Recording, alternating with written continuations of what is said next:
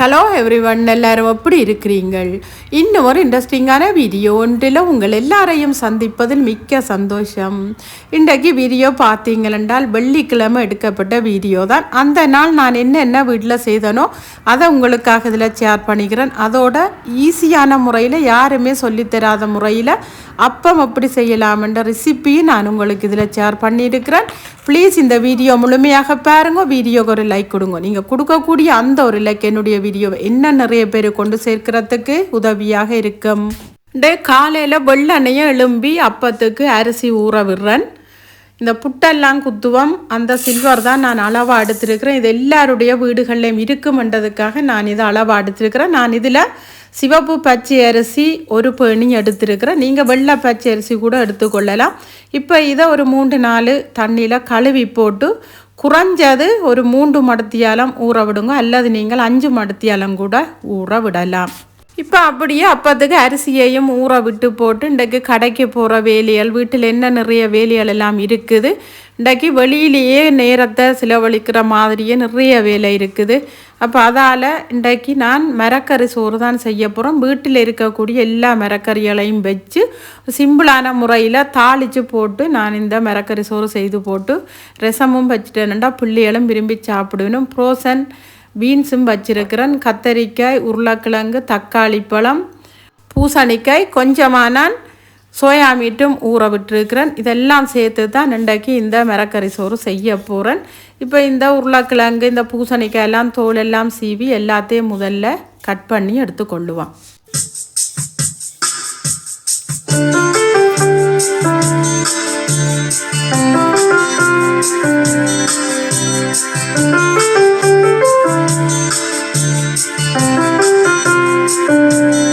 எல்லாமே வெட்டி கழுவி எடுத்துட்டேன். ஆல்ரெடி நான் அரிசியையும் பருப்பையும் உள்ளியெல்லாம் சேர்த்து ரைஸ் குக்கரில் போட்டுட்டேன். இப்போ வெட்டி வச்சுக்கிற எல்லா வெஜிடபிள்ஸையும் நான் இதுக்குள்ளே ஆட் பண்ணிட்டேன். இப்போ இதுக்குள்ளே பார்த்தீங்களென்றால் தேவையான அளவு தூள் சேர்த்து கொள்ள போகிறேன். உங்களுக்கு எவ்வளவு தூள் விருப்பமோ நீங்கள் அதுக்கு ஏற்ற மாதிரி இதில் நீங்கள் தூள் சேர்த்து கொள்ளலாம். இப்போ இதோடையே நான் ஊற வச்ச சோயா மீட்டையும் போட்டுக்கொள்ள போகிறேன். இதோடையே தக்காளி பழத்தையும் போட்டு தேவையான அளவு உப்பு, நான் ஆல்ரெடி உப்பு போட்டுட்டேன் அரிசிக்கு, இருந்தாலும் கொஞ்சமாக இந்த மரக்கறியெல்லாம் அவியறதுக்கு உப்பையும் சேர்த்து போட்டு நாங்கள் இதை நல்ல வடிவாக மூடி விடுவோம். இந்த அரிசியோடு சேர்ந்து இந்த மரக்கறியும் எங்களுக்கு நல்லா அவிஞ்சு விரட்டுக்கும். இப்போ இதில் பார்த்தீங்களென்றால் போட்ட வெஜிடபிள்ஸ் எல்லாம் சேர்ந்து இந்த அரிசி பருப்போட நல்லா அவிஞ்சு வந்துட்டுது. நான் கொஞ்சமாக நல்ல திக்கான தேங்காய் பால் நான் இதுக்குள்ளே சேர்த்துக்கொள்கிறேன். நீங்கள் விருப்பப்பட்டால் சேர்த்துக்கொள்ளுங்க, இல்லையண்டா தேவையே இல்லை. இதோட டேஸ்ட்டுக்கு ஏற்ற மாதிரி புளியும் சேர்த்துக்கொள்ளுங்க, பழப்புளி. இதுக்கு நாங்கள் தேசி புளி விடக்கூடாது, டேஸ்ட் எல்லாமே டோட்டலாக மாறிடும். இப்போ இதையும் ஒரு தடவை நல்ல வடிவாக கலந்து போட்டு இப்படியே நாங்கள் ரைஸ் குக்கரை இப்படியே மூடி விட்டுருவோம். இதுக்கு நாங்கள் தாளிப்பு ரெடி பண்ண போகிறோம். தாளிப்பு பார்த்தீங்களென்றால் ஒன்றுமே வித்தியாசமாக இல்லை. வெங்காயம், கருவேப்பிலை, பெருஞ்சீரகம், கொஞ்சமாக கடுகு சேர்த்து நல்ல வடிவாக நல்லெண்ணெயோ தேங்காய் எண்ணெயிலையோ அல்லது நெய் இருந்தால் அதில் தாளித்து கொள்ளுங்க. வெங்காயம் நல்ல பொன்னிறமாக வரணும், அதுக்காக கருகக்கூடாது. நல்ல பொன்னிறமாக வெங்காயம் நல்ல ஒரு வாசம் வரும். அந்த ஸ்டேஜில் நாங்கள் இதை இந்த மரக்கறி சோறோடு சேர்த்து நல்ல வடிவாக மிக்ஸ் பண்ணி விட வேணும். உண்மையில் சாப்பிடும்போது இந்த தாளிப்புக்கும் அந்த எல்லா மரக்கறியும் சேர்ந்து உண்மையில் அந்த ஃப்ளேவரும் அந்த டேஸ்ட்டும் அவ்வளவு நல்லா இருக்கும்.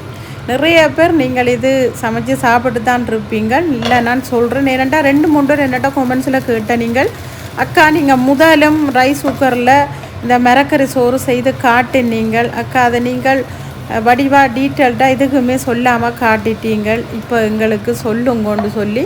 ஒன்றுமே இல்லை, அரிசியையும் பருப்பையும் போட்டுட்டு நான் செய்த மாதிரியே மரக்கறியெல்லாம் போட்டுட்டு அளவான தண்ணியை விட்டுட்டு உப்பு தூள் எல்லாத்தையும் போட்டுட்டு மூடி விட வேணும். எல்லாமே அவிஞ்சு வந்த பிறகு தான் நாங்கள் விருப்பப்பட்ட தேங்காய் பாலையும் விட்டு இந்த பழப்புளியையும் விட்டுட்டு பிறகு நாங்கள் தாளிப்பு ரெடி பண்ணி போட்டு நல்ல வடிவாக மிக்ஸ் பண்ணி இறக்கிட்டோம்னால் நல்ல ஒரு டேஸ்டான, உண்மையில் இதை குலசாதம் என்று சொல்லுவினும், குலசோரண்டு சொல்லுவினும், இங்கே சில அண்டியாக சொல்லிச்சினும், இதை கோயில் சோரண்டும் சொல்கிறதாம்.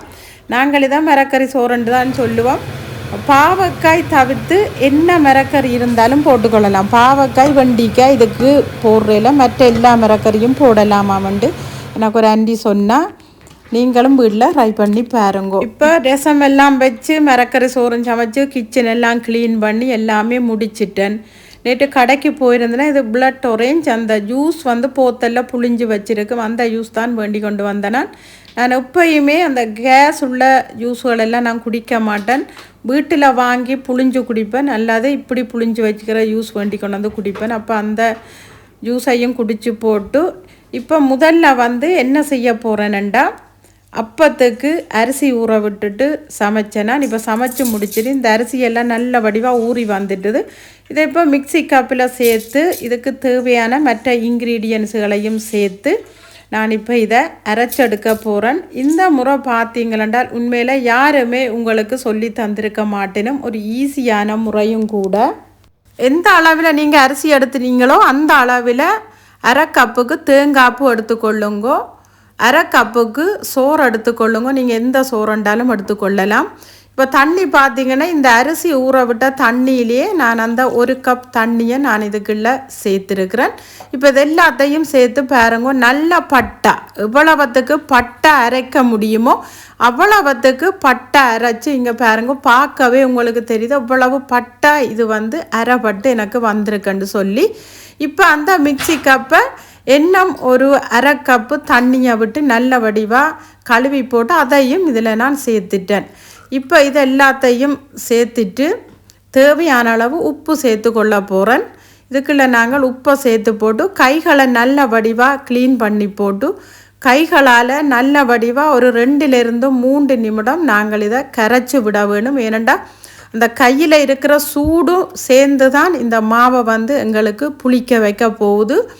இது நீங்கள் ஒரு 8 ஹவர் நீங்கள் வச்சிட்டீங்களென்றாலே உங்களுக்கு வெளியில் ஸ்ரீலங்கா போன்ற வெயில் நாடுகளில் இருக்கிற உங்களுக்கு சாதாரணமாக 6-8 மடத்தியாலத்துக்குள்ள உங்களுக்கு நல்ல வடிவாக புளிச்சு வந்துடும். எங்களுக்கு புளிச்சு வாராண்டா எங்களுக்கு இங்கே குளிராக இருக்கிறபடியால் நாங்கள் ஓவனில் லைட்டை போட்டுட்டு தான் வைக்க வேணும். நான் இரவுக்கு தான் அப்பம் சுட போகிறேன். இப்போ நான் ஓவனுக்குள்ள லைட்டை போட்டுட்டு தான் இதை நான் வச்சு கொள்ள போகிறேன். உண்மையில் குளிர் நாடுகளில் இருக்கிறார்கள் இது ஒருக்கா நீங்கள் ட்ரை பண்ணி பாருங்க. நிறைய பேர் என்னட்டா திருப்பி கேட்டது எங்களுக்கெல்லாம் புளிக்குது இல்லையாக்கான்னு சொல்லி. உண்மையில் இந்த ஓவனில் நீங்கள் லைட்டை போட்டு பாருங்கோ, அது உங்களுக்கு நல்ல பர்ஃபெக்டாக புளிச்சு வரும். இப்போ பார்த்தீங்களென்றால் கிச்சன் வேலையெல்லாம் முடிச்சுட்டு வந்து உடுப்புகளெல்லாம் துவைச்சிருந்தது. அப்போ இந்த உடுப்புகளையும் இதில் இருந்து கொஞ்சத்துக்கு மடிப்பம் என்று போட்டேன். ஏனெண்டா இந்த உடுப்பு துவைக்கிறதும் மடிக்கிறதுமே ஒரு சரியான வேலையாக இருக்குது. ஒண்டை விட்ட ஒரு நாளைக்கு உடுப்பு துவைக்க வேணும், துவைச்சி காய விட்ட உடுப்பை மடிக்க வேணும். ஒண்டை விட்ட ஒரு நாளைக்கு இந்த உடுப்பு துவைக்கிறதும் மடிக்கிறதும் மாறி மாறி வந்து கொண்டே இருக்குது. சில பேர் சொல்கிறீங்க எங்களுக்கு உடுப்பு துவைக்கிறது தெரியாதோ, எங்களுக்கு உடுப்பு மடிக்கிறது தெரியாதோ, அடிக்கடி இதெல்லாம் காட்டி கொண்டிருக்கிறீங்களண்டு. இது வந்து நான் காட்டுறேன் இல்லை, நான் செய்கிற வேலையெல்லாம் நான் வீடியோவாக பதிவு பண்ணி உங்களுக்கு எடிட் பண்ணி போடுறேன். அதால் நான் வீட்டில் அந்த நாள் என்ன வேலை செய்தனோ அதைத்தான் என்னால் காட்ட முடியும். பொய்யுக்கு நான் வேறு எதுக்குமே காட்ட முடியாது. டே இன் மை லைஃப் அந்த டே வந்து வீட்டில் நான் செய்கிற சின்ன சின்ன வேலைகள், நான் என்ன வேண்டி கொண்டு வந்தேன், நான் கடைக்கு போனான் காட்டக்கூடியது ஏழுமானதை நான் எல்லாமே இந்த வீடியோவில் உங்களுக்காக பண்ணி கொண்டிருக்கிறேன். ஏனெண்டா நிறைய பேர் அக்கா நீங்கள் டே இன் மை லைஃபாகவே போடுங்கோ, வேறு எதுக்குமே போட வேண்டாம், அதில் நீங்கள் ஒரு ரெசிப்பியும் எங்களுக்காக ஷேர் பண்ணுங்க. அந்த வீடியோ பார்க்க எங்களுக்கு ஒரு மோட்டிவேஷனாக இருக்குது, எங்களுக்கு இன்ட்ரெஸ்டிங்காக இருக்குன்னு நிறைய பேர் எனக்கு கொமெண்ட்ஸில் எழுதி கேட்குறீங்க. அதுக்காகத்தான் நான் இந்த வீட்டில் காலையில் இருந்து இரவு மட்டும் நான் என்ன செய்கிறேனோ அதை உங்களுக்காக ஷேர் பண்ணுறது. இப்போ பார்த்திங்கன்னா இந்த உடுப்பு எல்லாத்தையும் மடிச்சிட்டேன். இப்போ அவரவர் உடுப்பை புரிம்பாக மடித்து வச்சுருக்கிறேன்.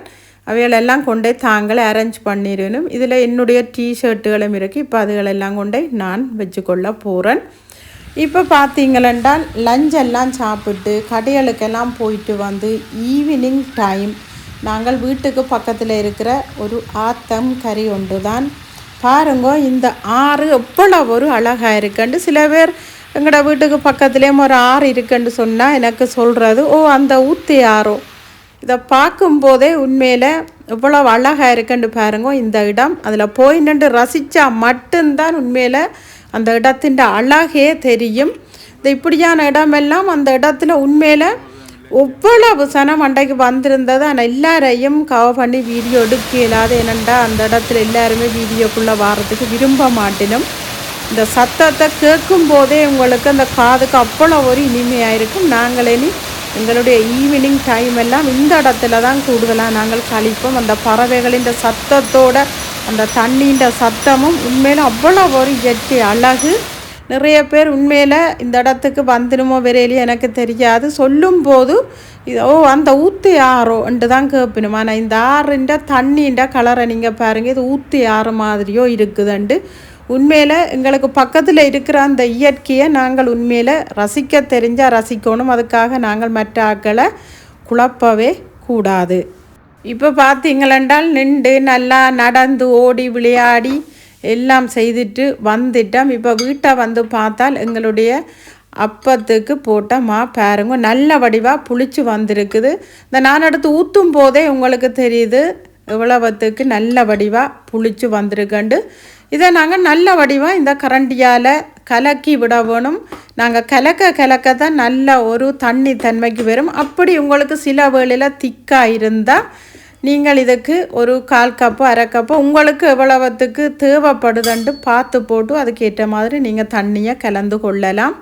இப்போ இங்கால பார்த்தீங்களென்றால் பால் அப்பத்துக்கு பாலை வந்து நான் ரெடி பண்ண போகிறேன். அடுப்பில் பேன் ஒன்று வச்சிருக்கிறேன். பாலை நான் இதுக்குள்ளே ஊற்றிட்டேன். இப்போ தேவையான அளவு சீனி சேர்த்து கொள்ள போகிறேன். சீனின்ற சுவை வந்து எங்களுக்கு அதிகமாக தெரிகிறதுக்காக கொஞ்சமாக உப்பும் இதில் நான் சேர்த்து கொள்ள போகிறேன். சேர்த்துட்டு பார்த்தீங்களா நாங்கள் இந்த அப்பத்துக்கு அரைச்சி வச்சிருக்கிற அந்த மாவில் ஒரு ஸ்பூன் நான் இதில் கலந்து நல்ல வடிவாக ஒரு கொதி பெரும் மட்டும் இந்த பாலை நாங்கள் காய்ச்சி எடுக்க வேணும். அந்த அப்பத்துக்கு நாங்கள் அரைச்ச அந்த மாவில் கொஞ்சம் இது இந்த பாலுக்குள்ளே ஊற்றினா தான் நாங்கள் அப்பத்துக்களை விட்டு சுடும் போது எங்களுக்கு நல்ல வடிவாக செட்டாகி அந்த பால் இருக்கும். எல்லாட்டிக்கு அந்த அப்பத்தின் பால் எல்லாமே உங்களுக்கு நடுவுக்குள்ளே நிற்காது, தண்ணி தன்மையாக தான் இருக்கும். அதுக்காகத்தான் இது எங்களுடைய அம்மா வந்து எனக்கு இப்படித்தான் சின்னலேருந்து நான் பார்த்து வந்தது. அதால் தான் நான் இந்த முறையில் உண்மையில் பால் காய்ச்சுறேன். நான் ஆல்ரெடி ஒரு 2-3 முறையில் எப்படி அப்பம் செய்யலாம்னு நான் உங்களுக்கு செய்து காட்டுகிறேன். இது வந்து அக்கா எங்களுக்கு கஞ்சி காய்ச்ச தெரியாது, எதுவுமே தெரியாது, எங்களுக்கு தெரியாது. இலகுவான முறையில் எந்த பதமும் இல்லாமலே நோமலாக அரைச்சி அப்பம் சுடுற மாதிரி எங்களுக்கு சொல்லித்தாங்கன்னு சொல்லி அரிசியும் தேங்காய் பூவும் சோறும் சேர்த்து மட்டமாக தண்ணியை விட்டுட்டு நல்லா பட்டை அரைச்சி புளிக்க வச்சுட்டோம்டா அப்பத்துக்கு பேட்டர் வந்து ரெடி ஆகிடும். அதுக்கு பிறகு நாங்கள் அப்பச்சட்டியில் ஊற்றி சுட்டமண்டா முட்டை விட்டு சுட்டா முட்டி அப்பம், பால் விட்டு சுட்டுட்டோம்டா பால் அப்பம். நிறைய விதமான அப்பங்கள் எல்லாம் இப்போ வருது. நிறைய பேர் ஐஸ்கிரீம் அப்பமண்டு கூட சுடினும். உங்களுக்கு எந்த அப்பம் எல்லாம் விருப்பமோ அதெல்லாமே நீங்கள் சுட்டு கொள்ளலாம். இது வந்து ஒரு இலகுவான முறை. இதை விட யாராலையுமே ஈஸியாக வந்து அப்பம் சுட்டு கொள்ளவே முடியாது. இந்த கறியெல்லாம் நல்லா முரண்டு நல்ல ஒரு பர்ஃபெக்டான நல்ல டேஸ்டாக இருக்கும். சாதுவான ஒரு மைல்டான புளிப்பு தன்மையும் அந்த அப்பத்தின் பேட்டரில் இருந்தால் தான் அந்த அப்பம் வந்து அவ்வளோ ஒரு டேஸ்டாக இருக்கும். கட்டாயம் ட்ரை பண்ணி பாருங்க. இது ஒரு 20 பேருக்கு கிட்ட நீங்கள் என்னட்ட கேட்டு எங்களுக்கு அப்பம் எல்லாம் சுட தெரியாதக்கா, நீங்கள் கஞ்சி காய்ச்சி எல்லாம் சுடுறீங்க, எங்களுக்கு அதெல்லாம் பதம் தெரியாது, நீங்கள் அதெல்லாம் இல்லாமல் ஈஸியாக செய்து காட்டுங்கொண்டு கேட்ட உங்களுக்காகத்தான் நான் இது செய்து காட்டியிருக்கிறேன். கட்டாயம் இது போல் இதே அளவில் நீங்கள் செய்து வீட்டில் நீங்கள் ட்ரை பண்ணி பாருங்கள். எப்படி வந்தேன்னு சொல்லி நீங்கள் எனக்கு கொமெண்ட்ஸில் சொல்லுங்கள். இப்போ பாருங்கள், நான் அப்பம் சுட்டு கொண்டிருக்கிறேன். நான் அப்பம் சுட பிள்ளைகள் சாப்பிட்டு கொண்டே இருக்கணும். அவைக்கு அப்பம் என்றால் அவ்வளோ ஒரு விருப்பம். நல்ல நிறைய பாலெல்லாம் விட்டு அவைக்கு அந்த கறியெல்லாம் நல்லா முரண்டு இருக்க வேணும். ஊரிலெல்லாம் எங்களுடைய அம்மாக்கள் ஒரு சோடி அப்பம் என்றால் ஒரு அப்பத்துக்கு மேலே இன்னொரு அப்பத்தை பாருங்க இது மாதிரி கவிட்டு விடுவினும். இப்படித்தான் எங்களுக்கு சாப்பிட தருவினும். ஒரு சோடி அப்பம் என்றால் இப்படித்தான் சேர்த்திருக்கும். நாங்களெல்லாம் இப்படி செய்கிறேன். இன்றைக்கு எனக்கு அப்படி வைக்கணும் மாதிரி இருந்தது. ஹஸ்பண்ட் வேலையால் வந்து சாப்பிடுவேன்ட்டு அவருக்காக நான் அந்த பிளேட்டில் வச்சிருக்கிறேன். இப்போ இந்த அப்பமும் வந்து பார்த்தீங்களென்றால் நான் சுட்டெடுக்கிறேன். உண்மையில் ஊரில் நாங்கள் வந்து அம்மாக்கள் இந்த அப்பத்துக்கண்டு வேறு தாச்சி வச்சுருக்கோம். இப்போ எல்லாம் இந்த நான்ஸ்டிக் தாச்சி தான், என்ன செய்கிறோம் ஒன்றுமே செய்ய முடியாது.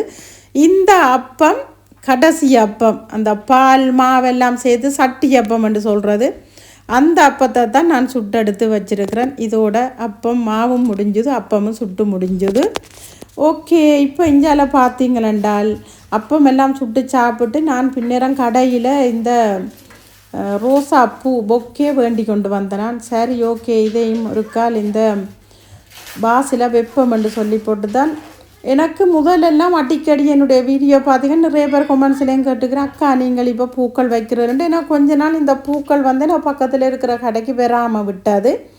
இப்போ தாராளமாக நிறைய பூ வருகுது. ஆனால் விலை கொஞ்சம் கூட்டிட்டாங்க. இருந்தாலும் அப்பப்போ கடைக்கு போகிற டைம் எல்லாம் இந்த பூ பொக்கே எனக்கு வாங்குறதான் வேலை. சில வேளையில் வீடியோஸ் எடுக்கணுமெண்டு எடுப்பேன், சில வேளையில் பஞ்சு பட்டுட்டு இல்லை இதை வெப்பமெண்டுட்டு வச்சுட்டு இன்றைக்கி வீடியோ எடுத்து கொண்டிருக்கிறேன். அப்போ ஓகே இப்போ இதையும் ஷூட் பண்ணுவோம்ண்டு போட்டு தான். எப்பையும் பார்த்தீங்களென்றால் எனக்கு மட்டுமில்லை எல்லாருக்குமே இந்த வீட்டில் ஏதாவது ஒரு ஃப்ளவர் வாங்கி வைக்கணுமெண்டு உண்மையில் ஆசை தான். நான் கலர் கலராக வேண்டுவேன். அதுவும் அந்த ஃப்ளவர் வாங்குறது கடைக்கு போனால் எதை வாங்குறேன்டே தெரியாது. என்ற அத்தனை கலரும் அவ்வளவு அழகாக இருக்கும். பார்த்து போட்டு ஓகே இன்றைக்கு இந்த ஒரேஞ்சும் மெரூனும் கலந்த மாதிரி ஒரு கலர் நல்ல வடிவாக இருந்தது, அதையும் வேண்டிக் கொண்டு வந்துட்டேன். 4-5 பேர் எனக்கு கொமெண்ட்ஸில் எழுதுவீங்கள், நீங்கள் போடுற அந்த மியூசிக்குக்காக வேண்டி உங்களோட வீடியோக்குள்ளே வார அந்த இளையராஜான்ற அந்த மியூசிக்குக்காக வேண்டியே உங்களோட வீடியோஸ் பார்க்குறோம். அந்த மியூசிக் போடாட்டிக்கு நிறைய பேர் என்னட்ட ஏன் இன்றைக்கு மியூசிக் போட ரெண்டு கேட்குறீங்க. சரி உங்களுக்காக நீங்கள் கேட்டு என்ஜாய் பண்ணுங்கோ.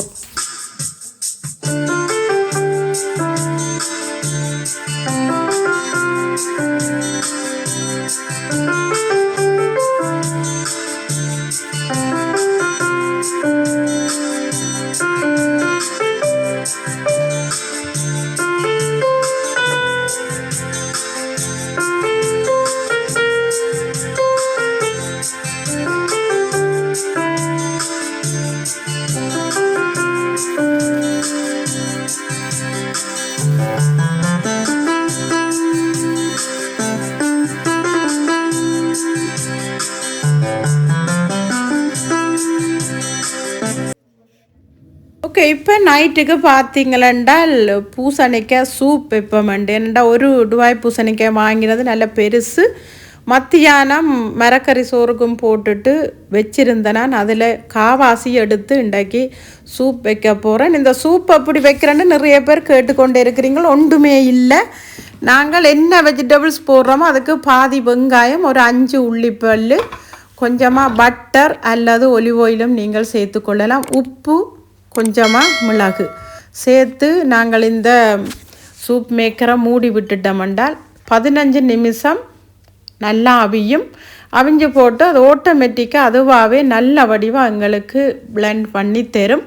அதில் ஆப்ஷனும் இருக்குது, எங்களுக்கு கொஞ்சம் க்ரஷ்ஷாக வேணுமென்றாலும் அந்த ஆப்ஷனில் நாங்கள் செட் பண்ணி விட்டோம்னா அந்த க்ரஷ்ஷாக இருக்கிற மாதிரி வரும். அல்லது எங்களுக்கு நல்ல ஸ்மூத்தாக வேணுமெண்டு நாங்கள் அந்த ஆப்ஷனில் கொடுத்தாலும் எங்களுக்கு அதே மாதிரி வரும். எனக்கு நல்ல ஸ்மூத்தாக வேணுமெண்டு தான் நான் அந்த ஆப்ஷனை நான் இதில் கொடுத்துருக்கிறேன். ஏனென்றால் பிள்ளைகள் வந்து அப்படி இருந்தால் மட்டும்தான் குடிப்பேன். நான் தனியாக எனக்கென்றால் நான் க்ரஷ்ஷாவும் நான் குடிப்பேன். சரி ஓகே, இன்றைக்கு அவியல் தங்களுக்கு சூப் வேண்டாமல் கறி சோஸ் பாஸ்தா தங்களுக்கு செய்துடட்டாமட்டு கேட்டுன்னு நான் இப்போ நிறைய நாளாக கறி சோஸ் பாஸ்தா இவைக்கு செய்து கொடுக்கல. சரி ஓகே கேட்கணுமெண்டு போட்டு இப்போ பாஸ்தாவை அவிய வச்சுட்டு நான் கிவி சாப்பிடுவோமெண்டு போட்டு இந்த கிவியை வந்து நாங்கள் தோல் எல்லாம் சீவி சாப்பிட்றத விட 2ஆ வெட்டி போட்டு இந்த கரண்டியால் நாங்கள் எடுத்து சாப்பிட்றது ஈஸியாகவும் சாப்பிட்டு கொள்ளலாம். இது எந்தவித பஞ்சியும் இல்லை, இது தோல் சீவி சாப்பிட்றது தான் எல்லாருக்குமே ஒரு பஞ்சிப்பட்ட குணம். நான் இப்படி சாப்பிடும்போது பிள்ளைகளும் வந்து வெட்டி இதே மாதிரி சாப்பிட்டு கொள்ளுவேனும். அப்போ அதுக்காக நான் இப்போ வெட்டி சாப்பிட்டேன். இப்போ கிவி எடுத்துக்கொண்டு வெட்டி கொண்டு போட்டினோம். இப்போ அவியலும் தாங்களும் சாப்பிட்றதுக்கு வீட்டில் இஞ்ச மட்டுமில்லை எல்லா இடமுமே ஒரு பழத்தை வந்து நாங்கள் வெட்டி கொடுக்க வேணும், எல்லாட்டிக்கும் தாங்கள் வெட்டி சாப்பிட மாட்டேனும். ஆனால் இங்கே எங்கட வீட்டில் பார்த்தீங்களா நான் வெட்டி சாப்பிட்டு கொண்டு நிற்கிறேன்டா தாங்களெல்லாம் வந்து உடனே பழத்தை கழுவி அதுலேயே வச்சு வெட்டி எடுத்துக்கொண்டு போவினோம். உண்மையில் அது ஒரு நல்ல பழக்கம்தான். இங்கெல்லாம் பார்த்தீங்களென்றால் எங்களுடைய சூப் வந்து ரெடி ஆகிட்டது. இப்போ நான் அதை ஒரு பவுலில் ஊற்றி ஆற விட்டுக்கிறேன். இங்கால புள்ளிகளின் கறி சோஸ் பாஸ்தாவும் ரெடி ஆகிட்டது.